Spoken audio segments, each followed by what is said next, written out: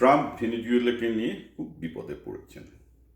তার আশা ছিল ভেনেজুয়েলা থেকে তিনি 50 মিলিয়ন ব্যারেল তেল তুলে কিছু লাভটা করবেন, কিন্তু আপাতত দেখা যাচ্ছে সেগুড়ে বালি, কারণ নাম্বারে মিলছে না।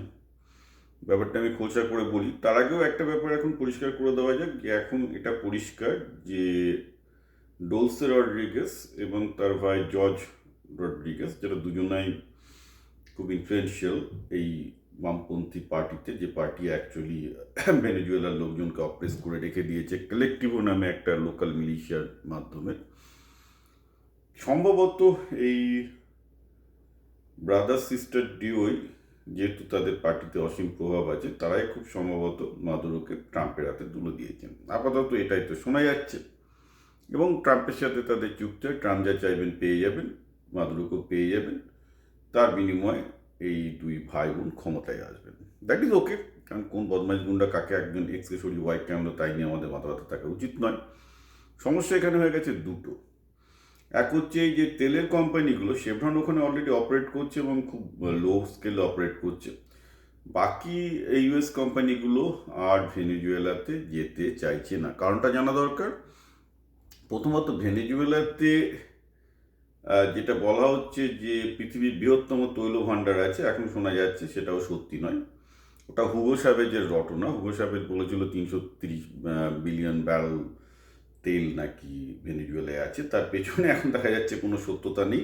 সে তার লেফটিস্ট রিজিমকে বুস্ট করার জন্য বলেছিল। মোস্ট লাইকলি বিশেষজ্ঞরা বলছেন ভেনেজুয়েলাতে ঠিক আছে 300 বিলিয়ন ব্যারেল না থাকলেও 100 বিলিয়ন ব্যারেলের কাছাকাছি তো ডেফিনেটলি তেল আছে। তো ঠিক আছে, that still a lot of well. Second প্রবলেমটা হচ্ছে যে ভেনেজুয়েলার যে তেলটা, সেটা খুব ঠিক থেকে তেল আর কি। তেলটাকে মানে আরও লিকুইড ফর্মে এনে তেলটাকে ইভেন ক্রুডটাকে যদি আমাদেরকে মানে করতে হয়, জাহাজে চালান করতে হয়, তাহলে আরও অন্য টাইপের অয়েল মেশাতে হয়। এবং যার জন্যে ভেনেজুয়েলার ক্রুডকে একদম পোর্টে নিয়ে যাওয়া পর্যন্ত, অর্থাৎ তেলের ট্যাঙ্কারে পোড়া পর্যন্ত খরচ অনেক বেশি। এখন তেলের ক্রুড ব্যারেল হচ্ছে খুব কম, $61 থেকে $65 পার ব্যারেল। $61 থেকে $65 পার ব্যারেলে ভেনেজুয়েলার অয়েল তোলা কোনো কোম্পানির পক্ষে বুদ্ধিমানের কাজ নয়, লাভজনক কাজও নয়। কারণ তার পাশেই গায়ানা আছে। গায়ানা তো অলরেডি তার তেলের ভান্ডার ইউএসকে দিয়ে দিয়েছে প্রোটেকশনের বিনিময়ে, যেহেতু গায়ানা ছোট দেশ এবং গায়ানাতে একটা স্টেবল ডেমোক্রেটিক গভর্নমেন্ট আছে। আমি বলেছিলাম গোটা ক্যারিবিয়ান জুড়েই তেল আছে এবং গোটা ক্যারিবিয়ানের দায়িত্ব ইউএসের হাতে, সুতরাং ইউএসের হাতে তো অল্টারনেটিভ আছে। গায়ানাতে তেলের খরচ হচ্ছে $35, সেখানে ভেনেজুয়েলায় খরচ হচ্ছে প্রায় $60 থেকে $65। মিনিমাম তেলের ব্যারেল $80 না হলে ভেনেজুয়েলার তেল কেউ তুলতেই আসবে না। থার্ড সমস্যাটা হচ্ছে এইখানে যে ভেনেজুয়েলাতে এখনও যে সরকারটা আছে সেটা তো মাদুরো সরকারেরই প্রক্সি বসে আছে, ধরুন একই পার্টি, এবং এই পার্টির এগেনস্টেই ভেনেজুয়েলার সবার রাগ।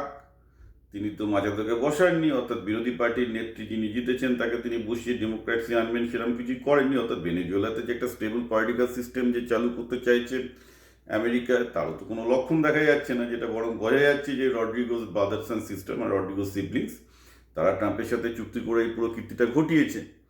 এবার তার মানেটাই দাঁড়াচ্ছে যে এবার তো মানে ভেনেজুয়েলার পলিটিক্স আরও বেশি আনস্টেবল, কারণ এদিকে কিছু মাদুরো লয়ালিস্টও আছে, আবার মাদুরো বিরোধীরাও আছে। অর্থাৎ রড্রিগোস সিবলিংসের পক্ষে কার সাপোর্ট আছে সেটা তো পরিষ্কার বোঝা যাচ্ছে না।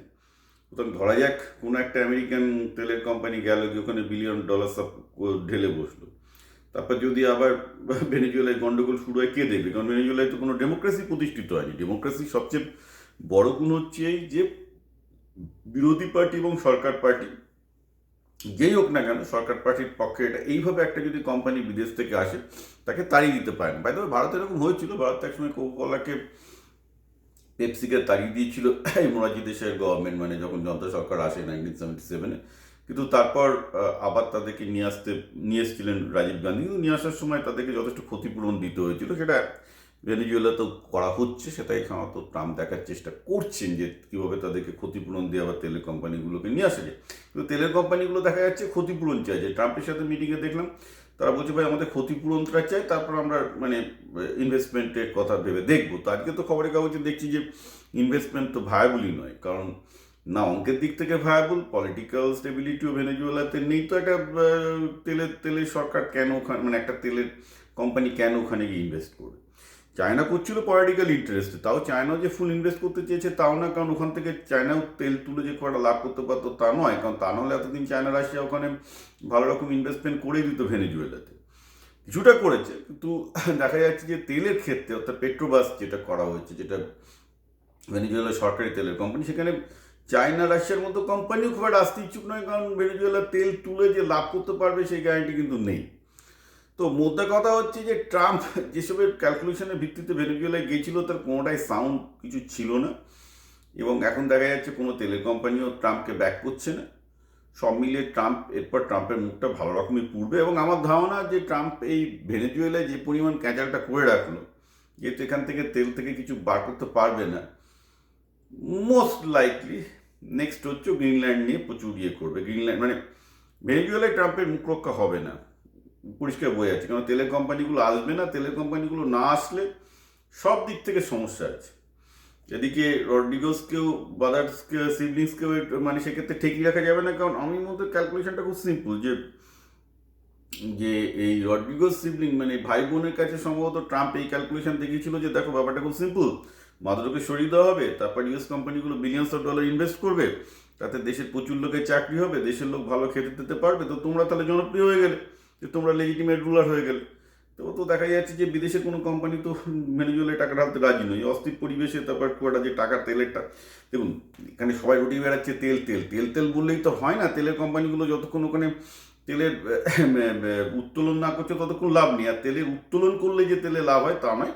একটা উত্তোলনের একটা কস্ট আছে, এক্সট্রাকশনের কস্ট আছে, সেই কস্টটা যদি ক্রুডের যে প্রাইস সেটা যদি সাপোর্ট না করা হয় না, এবার ক্রুডের প্রাইস যা $60-65, সেটাতে ভেনেজুয়েলার অয়েল লাভজনক নয়, অর্থাৎ ট্রাম্প গেছে। ট্রাম্পের একটাই এখন উপায় এই মুখ রক্ষার জন্য, আমি শিওর উনি এখন গ্রিনল্যান্ডের পেছনে লাগবেন। তো গ্রিনল্যান্ডেরটা উনি অনেকটা জাল গুটিয়ে এনেছেন। গ্রিনল্যান্ডের কেসটা অনেক সোজা, 56,000 লোকের দেশ, ভেনেজুয়েলা ছিল অনেক বড় দেশ, ভেনেজুয়েলা প্রায় 3 কোটি লোকের দেশ, এখানে 56,000 লোক আছে, আর তারা এমনিতে ইন্ডিপেন্ডেন্স চাইছে, ওদেরকে ইন্ডিপেন্ডেন্স দিয়ে দিলেই ওটা আমেরিকার সাথে অ্যালাইন্ড হয়ে যাবে, ওটা বড় ব্যাপার না, কিন্তু ওটাকে উনি সাফল্য হিসেবে দেখাবেন। তো সমস্যাটা দাঁড়াচ্ছে এখানেই যে মোটামুটি ভেনেজুয়েলা প্ল্যান ট্রাম্পের পুরোপুরি ফেল করতে চলেছে, কারণ কোনো অয়েল কোম্পানি সেখানে যেতে রাজি নয়।